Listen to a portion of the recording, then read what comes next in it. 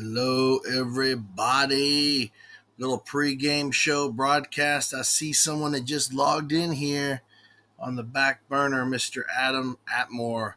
Let me bring him on. We're going to do some kinks out of this before we go live here in a few minutes. Adam, can you hear me? Can you hear me? All right, let's bring Adam in here. Can you hear me, Adam? Can you hear me? Yes. I can hear you now. There you are. I had the mute button. Yes, you had We're getting some of the kinks out, man. muted. How's your day going?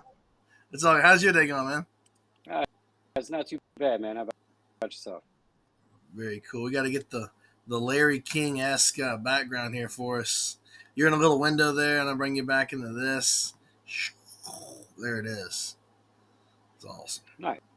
We're going to bring in some people in here, including Stephanie Czajkowski here in a little bit.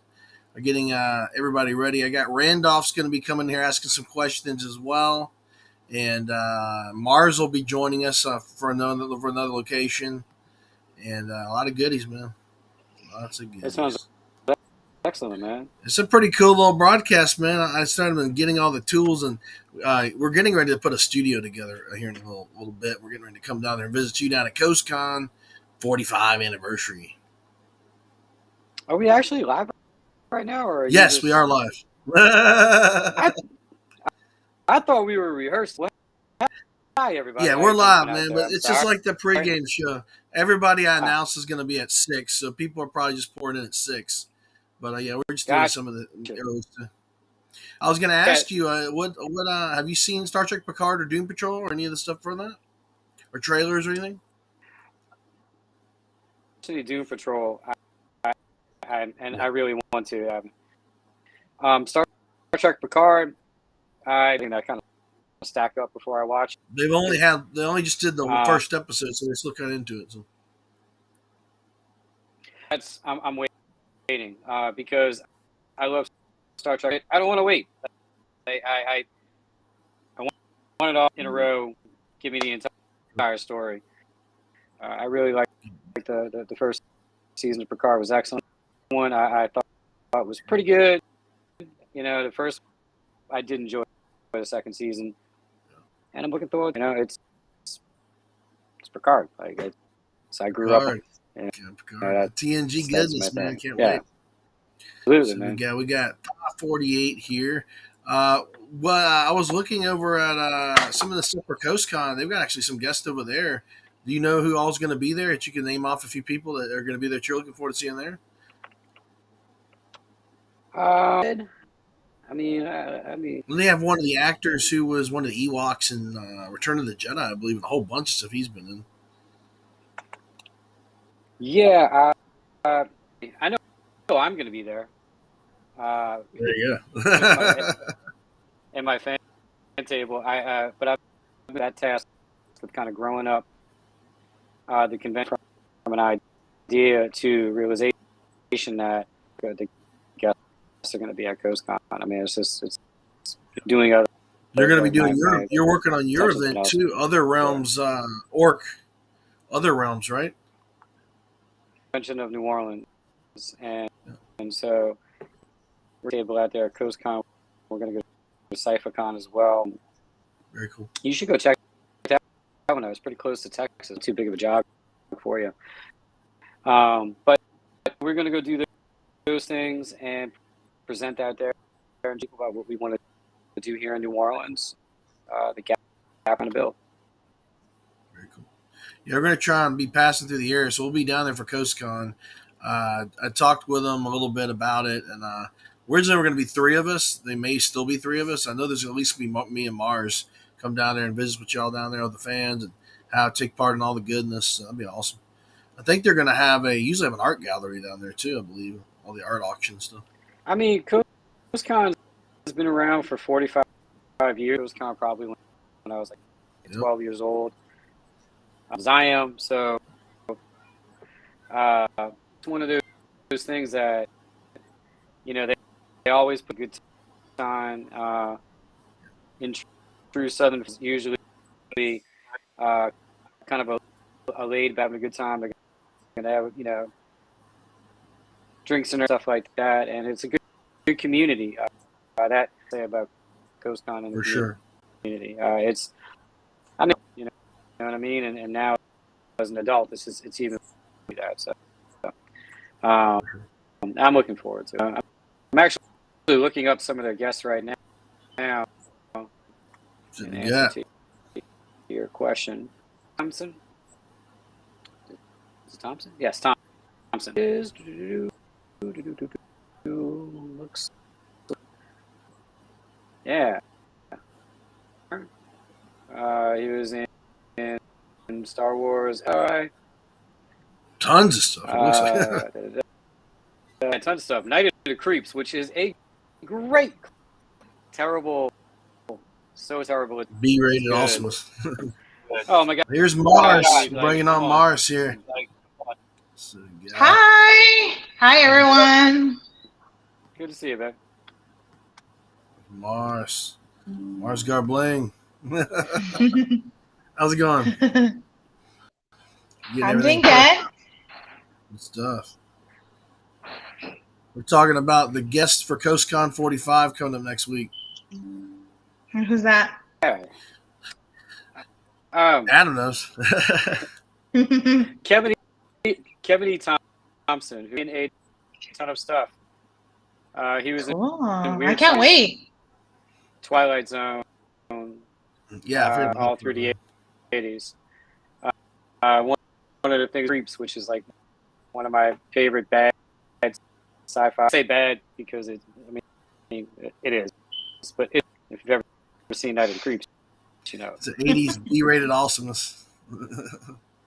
80s. Yeah, I mean, the best part about it was the detective.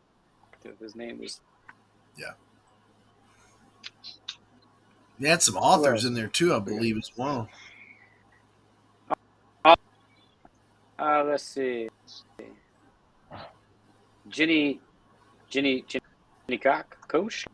Forgive me if I fantasy mispronounced that.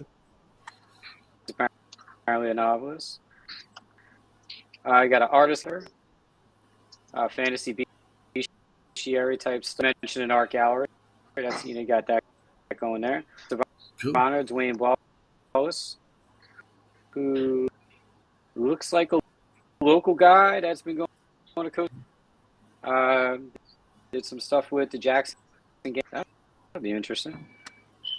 Fan guest of these types of things, and that's a good thing about like fan. All right, guys and girls. Stephanie just is on the back burner here in the waiting room, as they say in Quantum Leap. We're gonna bring her on now. How's it going, Stephanie? What's up? Hello. Can you hear us? Can you see us? Can you see us? Hi, guys. Can you hear? Yes, I can. Adam and Mars, can you hear them? Yes, we can. Yes, absolutely. Yes, we can. Can you hear me? Yes, indeed. Yes. Yep. So we got 4 people on so far. We may have a 5th joining us in a little while, and we'll wait on and see on that. I think she's lagging. Froze up a little bit there. Let's see what we got. She froze up. Seems like one of my streams is having connection issues. It's all good. Is that me? Is that you? Is it me? That is probably on your end, I think, because we're all moving, it looks like. Yeah. There you are. Yeah. There it is. You can see you now. You're moving a little bit. So. Now I can see you. Yeah. Can you hear me? Yes. I'm yes, I always assume it's my fault. I'm always assuming like it's my situation. It's all good. It's all good. Well, we wanted to introduce you, and you've done a lot of stuff, including the new Picard series, and you've done a lot of other things as well, and you're continuing to do. Can you go over a little bit what you're doing now, and what's some of the stuff that everybody might know you from the back end and going forward? Sure. Let's go backwards. I think most people would probably know me. I'm probably more semi-infamous, I guess, if you are a DC, in particular DC comics fan from the HBO Max Doom Patrol. I Mhm. played Hammerhead on that for 3 upcoming into 4 seasons. If anyone likes to watch Will Forte and they like the I played Bex Dawson, who was a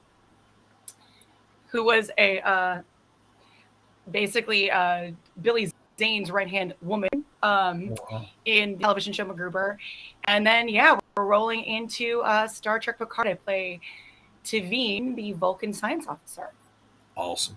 Now I have some questions. Nice. I'm big, huge Star Trek. All of us here are Star Trek aficionados in some form or fashion. Adam, you had some questions pertaining to Picard. Let you lead first, man. Yeah, sure, man. That you had given relating to your dad like to watch Star Trek. It was kind of years, I think, if I remember correctly, which is awesome. So for you, Yeah. like, I mean, getting to work on Picard, how is that for you as a Star Trek fan? Like, with a different Star Trek, it sounds like you watched the original stuff. How is it though? Like, getting to be part of that franchise, especially as like, a featured character. I mean, it's an honor. I mean, the thing I say that sounds kind of somewhat trite, I guess, somewhat, is there's nothing like the experience of walking onto and sitting on that iconic bridge and knowing the history that's behind the franchise and just recognizing how lucky I was, even, as someone who's supporting, because obviously it's called Picard, so it's not about me, but like we feel like we're part of an ensemble, but also how just so lucky you are to be there, and how there are so many people who would kill to literally sit in my chair, which is an amazing chair. So it's both an honor, and the thing that you try to remember when you're part of something that is an event, is that as you start doing it, it becomes work too, right? So Sure. the thing that I think I was semi-smart in was my father passed away pretty suddenly in 2017. So it made it even that more palatable of just being like, wow, look at where I am. And it had that kind of connection to him. But also I made a point, even in the middle of being tired and doing work, of trying to do that every time I was on set, because I knew that we would wrap. And then I'd be like, oh my God. And to just take it in so that it was really a sense memory that stuck with me for the rest of my life. Very cool. I've got a question. You're a Vulcan, and they've I am. alluded that I saw you talking maybe a Deltan or a Vulcan. We don't know. Does she have Vulcan, but she have Deltan background? Could you mention that? Or Yes. I'm allowed to. Terry and I had very much discussion. I mean, her background doesn't necessarily come into play okay. this season. As I said, it is not the Tavine. It's not the Tavine show. Like, I'm like, I'd love it to be the Tavine show, but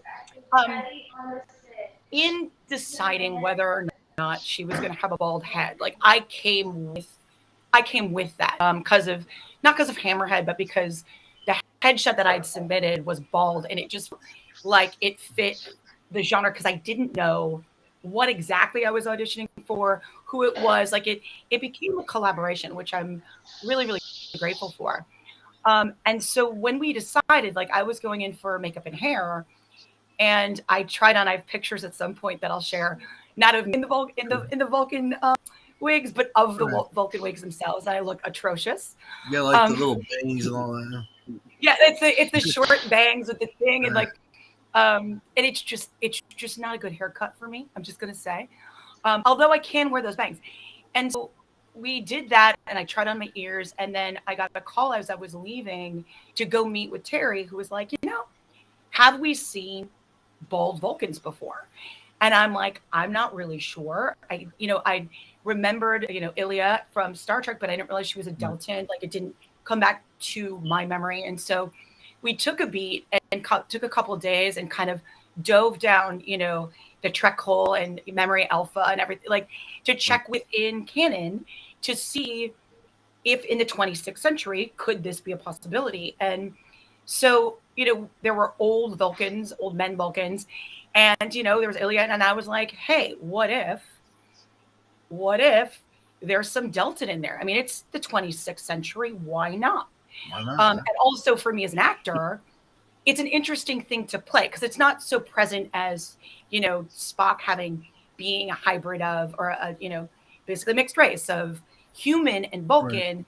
But there are similarities there. However, on the science side, if you dive into the Delta of it all, their capacity in terms of their brains, in terms of, really being able to comprehend trigonometry and things like that, it actually lends itself in that way. Also, there's always the sex part, like they can have sex with everyone, but then that's also because of their pheromones. And then if you're a Vulcan, you can turn off parts of your body. So it led itself to be something really interesting as an actor to play. And we basically settled on that her grandmother was Delta.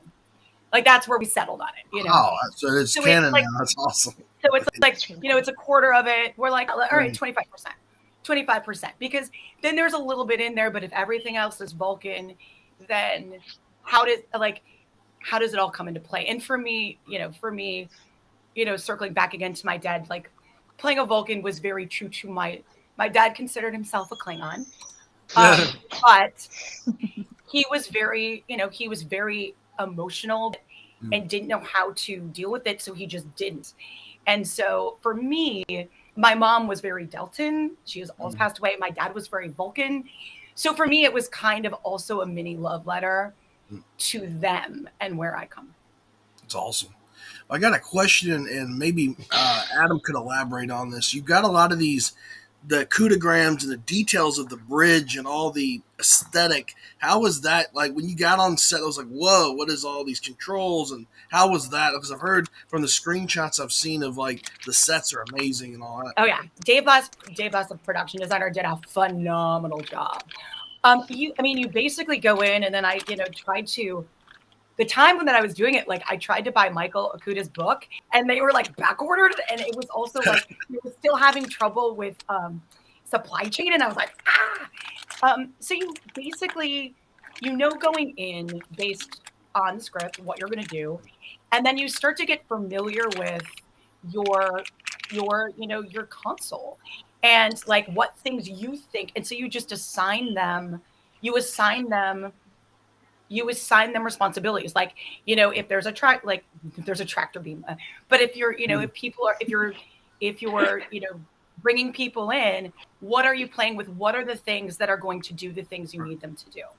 I spent a lot of time, there's a couple of things that are circles, and I liked to being like, rub the circle, make things happen. Like, nice. And it's funny because when they do the close-ups on the screens, then they also pop up like, metaphasic, blah, blah, blah. And I was like, really, you couldn't do that for me when I was trying to be like, remember metaphasic shields like at 4:00 in the morning when I'd been there since like, when I got up at 3 a.m. I'm like, thanks guys. So you're on the bridge with a lot of these iconic TNG actors. How is it like interacting with them? I mean, there's such a plethora of like with 35 years of the TNG block, now up until now. Yeah, they were incredibly gracious. There is a little bit of you. Well, as you're doing it, you're like, am I allowed to swear in here? Yeah. Okay. Yes. Like you're just kind of like doing your thing, and you're like, that's Patrick fucking Stewart. You're like, that's Patrick Stewart. Like that's Jonathan fucking Frakes. Like you're like, and you kind of do that at the beginning, and then you get into the work and you get into like how your character interacts. I think where for me a little bit, the kind of awe is when you're sitting backstage, when you're off screen, and Patrick, who is so lovely and is just, I guess he's writing his memoir, I think, which I think is going to be really. That's right. He's writing his book.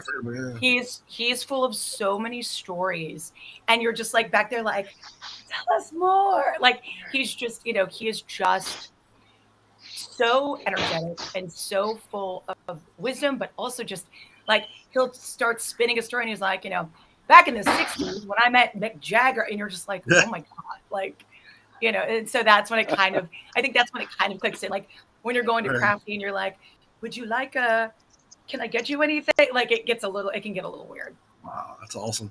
Yeah. And Mars, you got some questions too, I believe, right? Well, you kind of answered a little bit of my questions of like how you prepared, but it's more of like an opinion. Do you feel like since you're playing a Vulcan and everybody knows Vulcan more like Spock, do you feel like, how did you really prepare for the role, knowing that the legendary Leonard Nimoy? Yeah. Yeah. Well, so how did? Yeah, that you're following his. That you're following his footsteps. I was thankful that, again, as I've stated, like I had a pretty good working knowledge of Trek simply because of my family, right? I'd watched, the original series. I think one of the first movies I remember seeing in a theater was seeing Star Trek. My brother was in diapers running up and down, like my father, and then Voyage Home. And so I had seen all the movies and we continued to watch all the movies.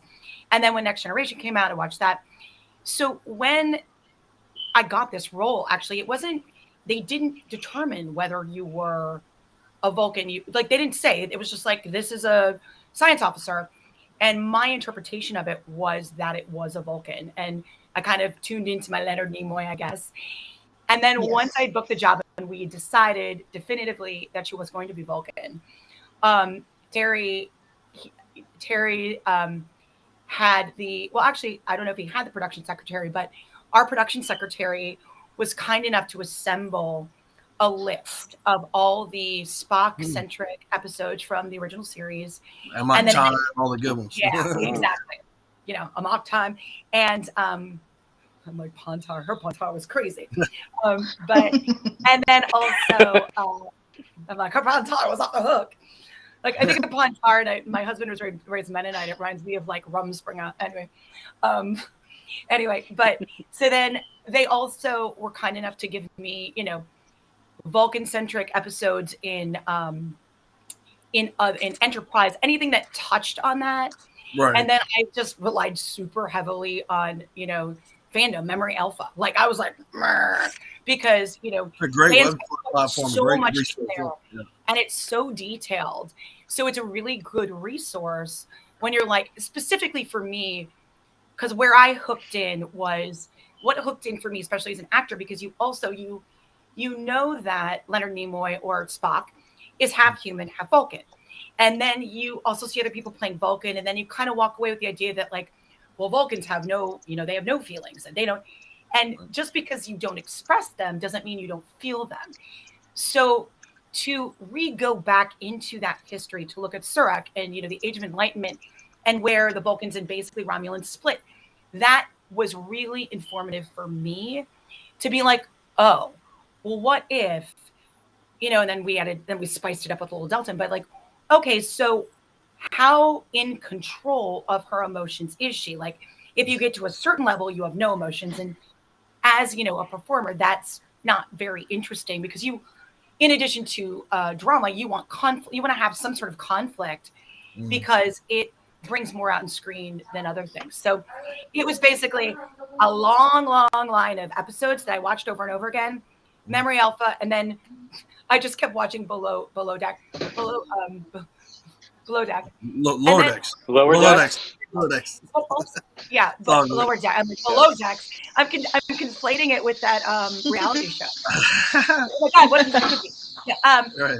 But also, on set, we have a number of people who are working in makeup, like on props, who are die-hard Star Trek fans. So it's also really interesting, like on my breaks, to be like, and have conversation, because you also get more information from them to then be able to go and research it to just keep adding. So right. Lots of lists, lots of reading. We got another guest that just beamed into the holodeck simulation chamber. This is the Vice. There's Adam. He's got his camera straight. We'll bring him on. Then we've got the Vice Admiral of the Federation, Mr. Randolph Allen. How you doing tonight, Randolph? Oh, I'm doing fine. Doing great. You look like you're quantum leaping, man. You're like all blue. Yeah, you are. Ew. Like Sam Beckett, man. Gee whiz, where's Well, I actually got this mic for the phone so people can we're see rolling me. it. We're rolling it, man. I mean, if you want me to, I'll go into the disco light next. It's cool. We'll go Oh, with I'm, it, not, man. I'm all about it. Disco light. It's cool. Well, so anyway, thank you for inviting me, Owen, because this is like last second. Yeah, Like, it's all good. I'm bringing all the like, Trek goodness. oh yeah. So, and I'm glad to meet you, Stephanie, for the first time. It's a pleasure to meet you as well. Hopefully, we can meet each other face to face at conventions in the near future. I am crossing my fingers, man, because I was like, oh my God, does this mean I get to go? So. That I was actually thinking you should. They have a big one out in Vegas. That's Star Trek. I know. Like I was told at the premiere that like that is the one. Yeah, more or less. That's the Mecca. Yeah. Vegas is where we all have to, descend upon. So. Well, So there's Randolph, also, you can fully trek. What Oh, stays yeah, in sure. Vegas stays in Vegas. Randolph, can you go a little bit about your background, Randolph, and kind of tell Stephanie what you do? You had some questions, I believe, as well. Oh yeah. Well, first of all, Owen makes me sound kind of big because I'm a vice admiral, but I'm part of a Federation fan group called the Federation. We also a 501c3 charity, co-founded by Gene Roddenberry himself. Oh my goodness. So we got shoes to fill and everything. And I'm one of the vice presidents in the club. So I'm not quite elevated, but there I am.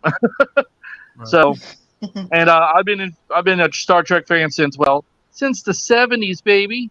Oh yeah. So it's one of those things where we get to enjoy the fandom a lot. Mm-hmm. I was kind of musing about it because here we are all about the same general age, and we were Star Trek fans before people start working for the franchise again. And this is what makes it awesome. By the way, a little bit of trivia that I wanted to come in with is if you're familiar who James Cawley is, he's now part of the Star Trek experience out in Ticonderoga, New York, but he used to be one of the many costume designers back in the days of The Next Generation. I love Really? it. Right. I knew he had his fan series, and so I didn't know that. Wow. That's right. He's the one who did Star Trek: The New Voyages in the 90s and so forth. Well, he saw episode 2 of Picard and said, "This is it. This is next gen all the way." So there we go. We got a quote from a former staffer, and he put his seal of approval on it amongst the fandom. So it's all good. I love His it. sets are amazing out there in Taika. I never got to go visit them. I've seen the videos through Yahoo Entertainment. I think he's working on a next gen full set now and a full He's building a bridge. Yeah. Right now, he's starting on the bridge of Enterprise D. Oh, So I have a question. right now, Bring him on the show he sometime. What about that? he left when he left Paramount. He was able to obtain a copy of the original set plans for the original series.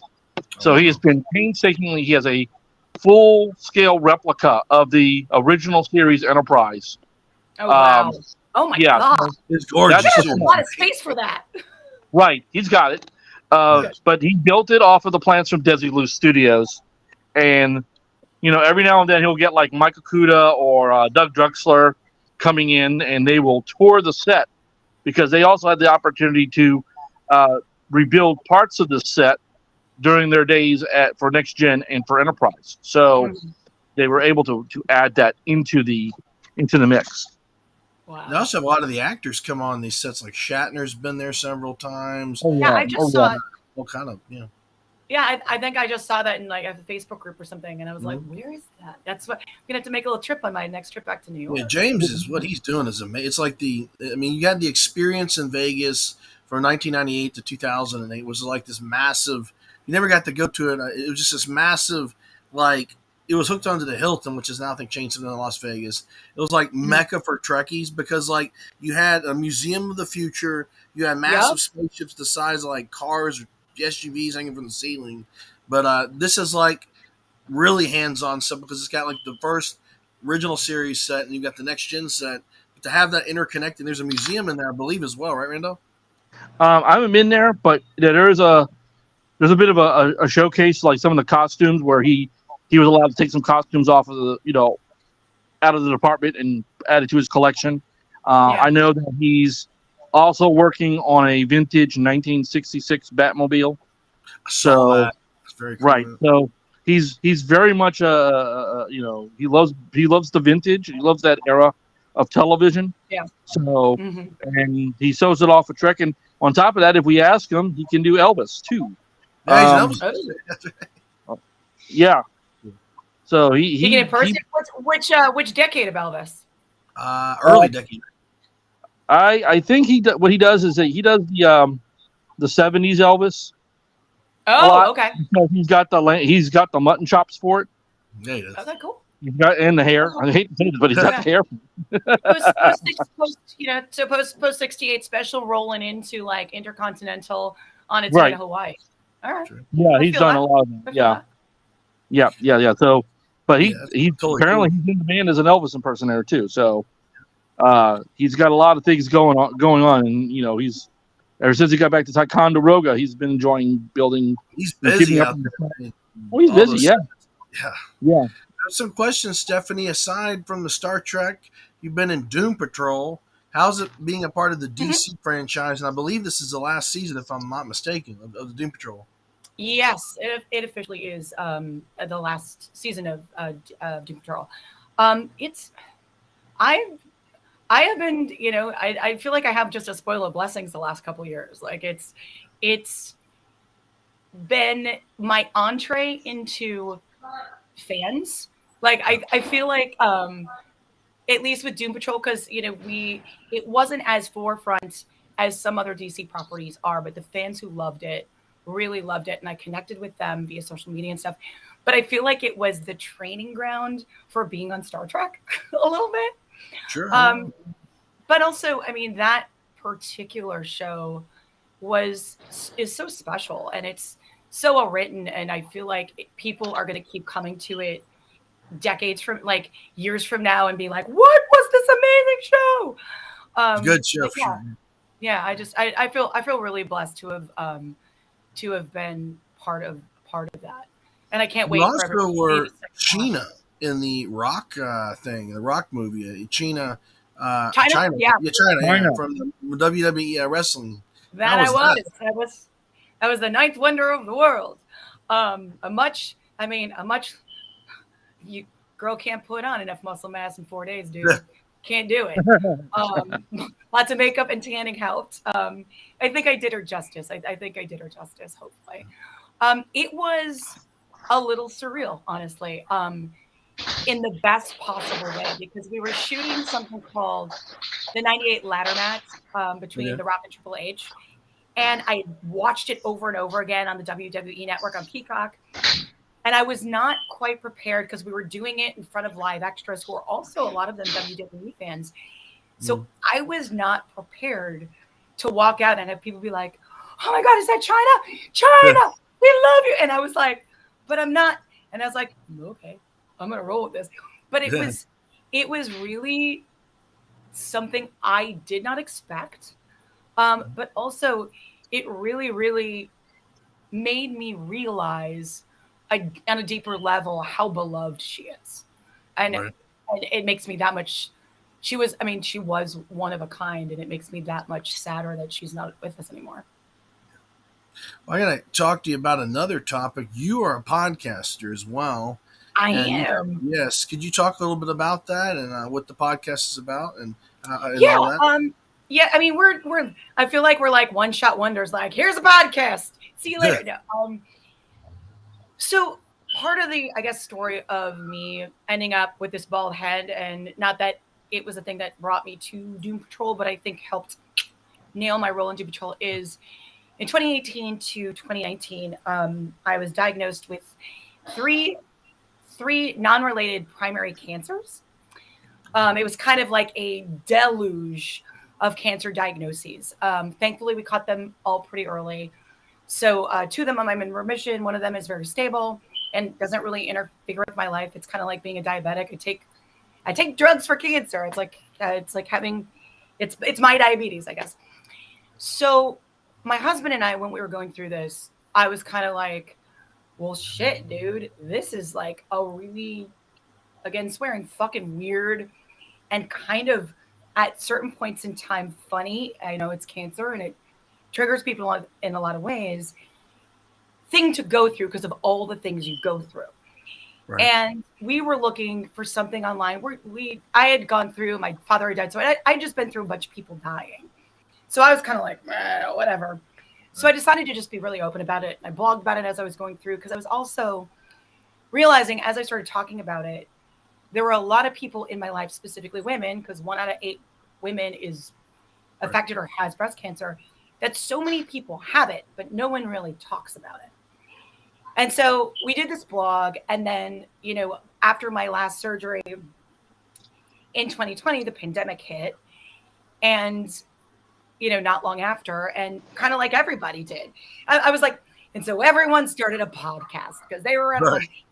And we kind of did the same thing. Like we had, my surgery was just like a replacement surgery for reconstruction, but it had been about a year since we had finished like radiation and stuff. And so we had a little more time to kind of look back at what we had gone through.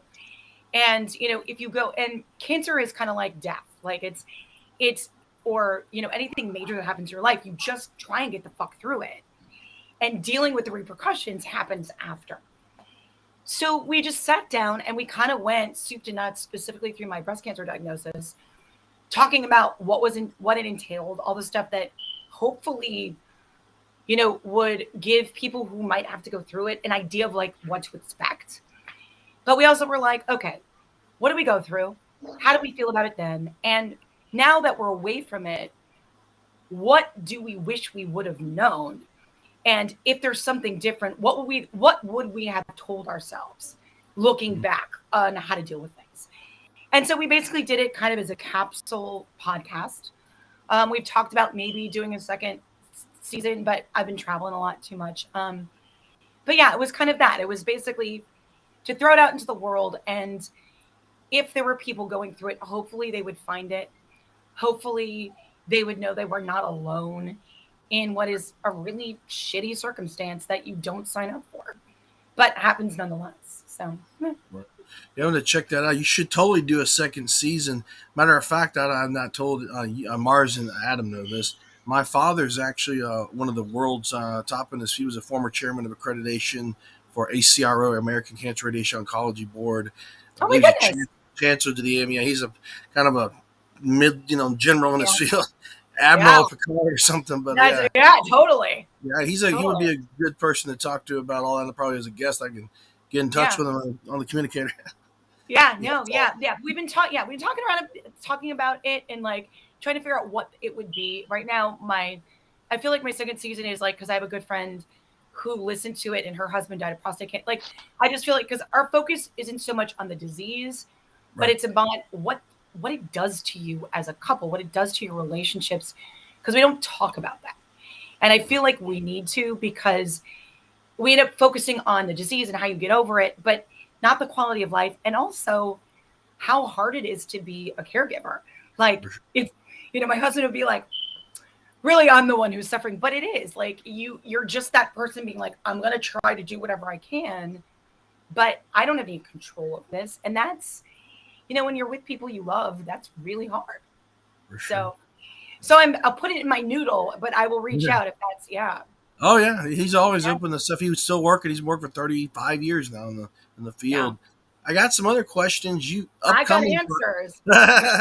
Upcoming. I need my answers, but I have a question. Can I ask a question? Yeah, go again. Yeah. So, all right, Star Trek aficionados, what brought you guys to Star Trek? Like, that's a good Adam, question. or actually no, Mars, you start. Go ahead, Mars. Okay, so I'm more of a Marvel and DC fan. So when I met Owen 2 years ago, I noticed that he was a major Star Wars and Star Trek fan. So he's like, have you ever seen Star Trek? And to be honest, I remember my dad passed away 2 years ago. But I remember back then he would watch something, but I mean, I was young too. So I'm 35. So I was probably like in my teens when he would watch this stuff. And it was not interesting to me. But when I met Owen, he's like, I was like, you know what? Like, I need to have something common to talk about. So he's like, I need for you to start watching Star Trek. So I started binge watching. I'm almost close to a little bit to the Picard one and a little bit on the next gen. That's where I'm at right now. Yeah. You finished the original series. There's a lot. I mean, I finished the originals. It's a lot of TV hours. Like, and Yes. if you like watching other things, like, you know. That's awesome. Oh, yes, I do. What about you, Adam? Adam, Let's see. did you mute yourself? He's not muted. Oh. Let's see what he's got here. His headphones might be the problem. Maybe they died or something. They died. Yeah, he's doing something. Adam, can you hear us? Yes, no. There he is. Yes, there he is. now we can. Yes. Yes, now we can. Bluetooth. It's a blessing and curse of our time. It is, right? So for me, growing up, I can remember the adults were all watching Star Trek in one form or another, the original series and, some of the original films. I was born in 78, so I grew up in the 80s. It was well into syndication by then, and, the films were there. But what really turned me on to it was The Next Generation, which is why Picard is one of my favorite shows. I can remember it was, on Sundays. I would think I must have been about 10 or 12 years old. And that was it, man. I waited every week to watch the show, and I fell in love with that crew. And I was crushed when it stopped. I was like, no. In fact, other Star Trek shows came out. I'm like, I'm not watching them. Never, ever. I've watched them. But as a teenager, it was heartbreaking. But that's what really pulled me in was Next Gen. And to like you in the article I read and which you mentioned today, walking onto the bridge.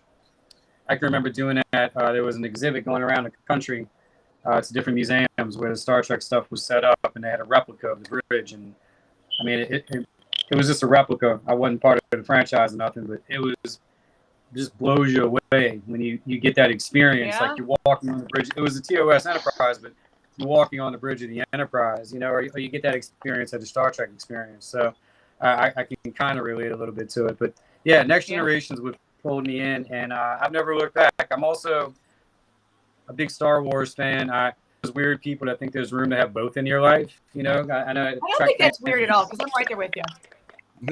Star Trek fans and Star Wars fans don't always see eye to eye on that topic. Maybe that's changing nowadays, but Andor, I like the Andor show, man. I can't wait for season 2. Oh, my gateway into Star Trek. Oh yeah, Owen. What about you, Lovey? I'm like, what's your entree? It's all good. So when I was a kid, my dad would bring me. It's kind of funny you mentioned touch on the Star Wars topic. He'd bring me VHSs of the original movies with Kirk and Spock, and then he'd sprinkle in every once in a while a VHS of a Star Wars film before the prequels came out. So by the time the prequels came out of Star Wars, I'd already seen the original movies and all the original Star Treks.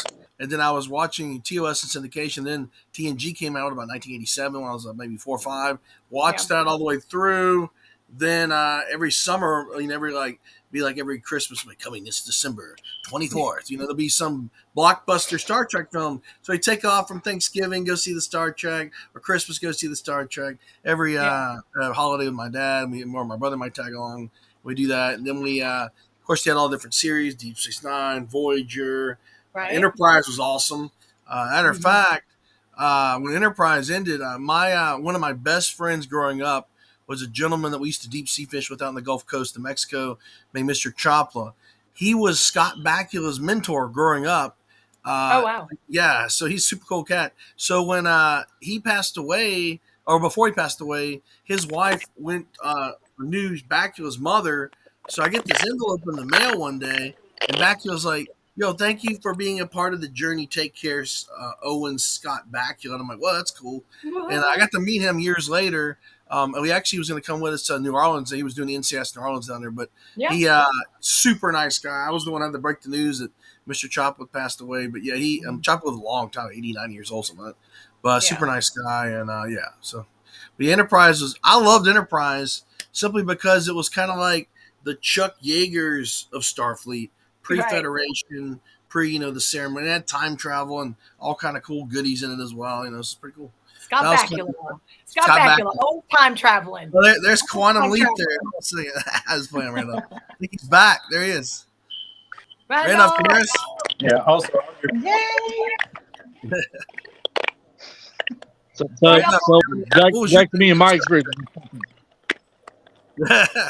Black and white television, Owen. Oh, wow. Black and white. My parents had it in '73, and then I was watching reruns as well. So there you go. I've been there since the beginning. Yeah, kind of. Now, I have a question for all of y'all, including us. What are the upcoming events? And you were looking at maybe going to Vegas possibly if they invite you, or have they asked you to be at that, Stephanie, or any other events beyond that? You got San Diego Comic-Con too. Yeah, no, not right now. I was supposed to attend Rhode Island Comic-Con last year, and they said, "Oh, yeah, you're going to come back this year," but I haven't gotten an official invitation yet, so I don't really know. Right now, I'm not sure. Right now, I'm just like riding it out and and I'm seeing what presents itself. You got all the big ones kind of in the next few months, Yeah. for the summer. Those are the big ones, and they're still kind of gearing up. What about you, Randolph and Adam and Mars? Where are y'all going to be going next? Mars, start with you. I'll be going. Well, we're going to CoastCon. CoastCon, that's right. Next week. 45th anniversary. That's right. We're going to be doing some other events. I believe Adam's got some. Adam beamed out. What happened to Adam? I know we're also attending Randolph, San Diego Comic-Con too. Yeah. I'll We're be working going. on some stuff with. Go ahead. Well, you're going to be going to San Diego? You're going to San Diego? No. Randolph? No. Oh, you're going to Coast. I'm going to You gotta go, go, man. You gotta be. and then I'm going to Sci-Fi So We'll be there too. I believe they had some. Edward almost had canceled on Sci-Fi. I believe. Yeah. yeah, They got, so, Comic-Con, we're working on something kind of unique.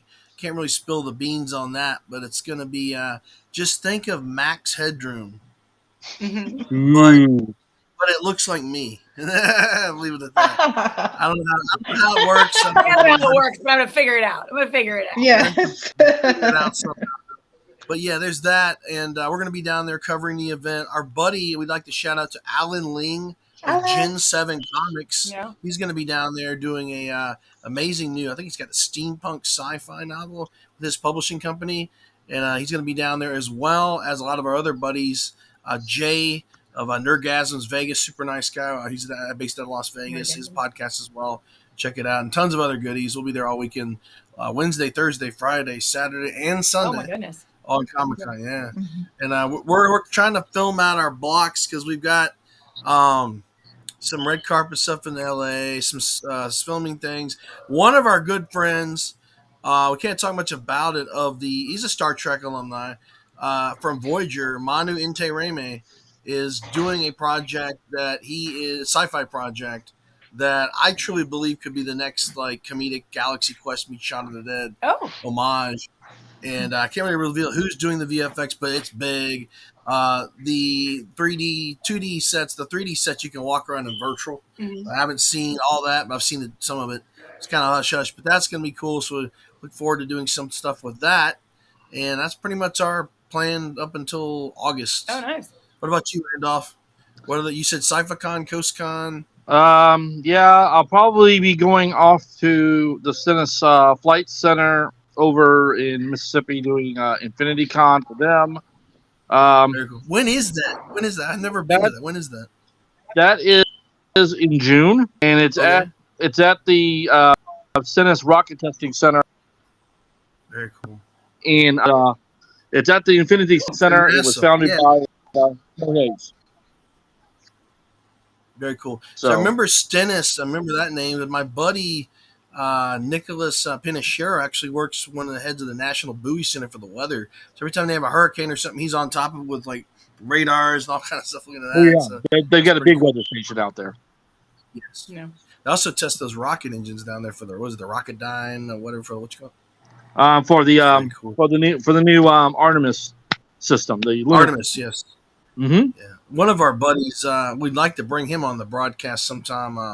Mohammed, he's the head of the or one of the main guys for the guidance systems for the Orion spacecraft. I was talking to him the other day. I have to bring him Cool. on Oh wow. and get a NASA thing put together on that jazz. Is he NASA? We're wrapping up.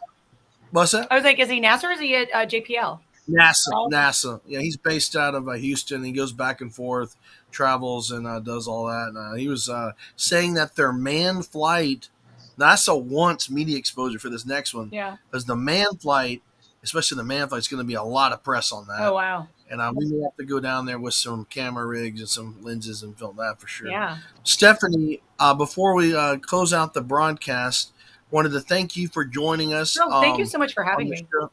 Oh, sorry. Thank you. No problem. I was like, oh, sorry. It's all good. Wanted to thank Randolph for joining us. Adam is, let me see, is this him? There's so many screens here. Is he there? I'm back. There's Adam. Thank you for joining us as well. Sorry And about Mars, it's all good. And Mars as well. We hope to have you on again, Stephanie, and everybody else on here as well. Thanks Y'all so have a much, good- Owen.